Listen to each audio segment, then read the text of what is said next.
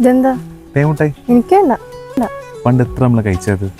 നിന്നോട് ഞാൻ 100 തവണ പറഞ്ഞിട്ടുണ്ട്, ഒരുമിച്ച് കളിച്ചത്, ഒരുമിച്ച് പഠിച്ചത്, ഒരുമിച്ച് ഒരു പാത്രത്തിൽ ചോറ് വെച്ചതാണെന്നുകൊണ്ട് അതിന്റെ പുറകെ ഇങ്ങനെ നടക്കരുതെന്ന്. 12 വർഷം നമ്മൾ ഒരുമിച്ച് പഠിച്ചില്ലേ? അന്നൊന്നും എനിക്ക് നിന്നോടൊന്നും തോന്നിയിട്ടില്ല. പക്ഷെ നീ ഡിഗ്രിക്ക് വേറെ കോളേജിൽ പോയില്ലേ?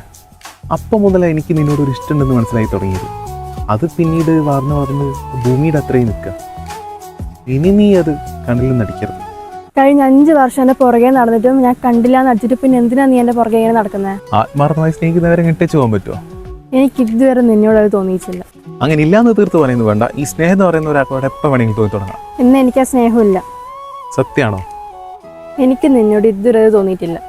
പറയ സത്യമാണെങ്കിൽ ഒരു തേമുട്ട എടുത്ത് കഴിക്ക്, ഞാൻ വിശ്വസിക്കാം. മിഠായിക്ക് മധുരമുണ്ടോ? ആ ഉണ്ട്. അത് കഴിച്ചപ്പോൾ എനിക്ക് മനസ്സിലായി, അതുപോലെ എൻ്റെ സ്നേഹവും. ഇതിന് അത്രയ്ക്ക് വലിയ മധുരമില്ല, നീ തന്നെ തിന്നു. സ്നേഹ, എന്നെ മനസ്സിലായോ? നമ്മൾ ഒരുമിച്ച് പഠിച്ചതാ, നമ്മളെത്ര തേമുട്ട ഒരുമിച്ച് കഴിച്ചതാ. കഴിക്കുന്നോ? ഇവന്റെ ഒരു തേൻമുട്ടായി കഥ.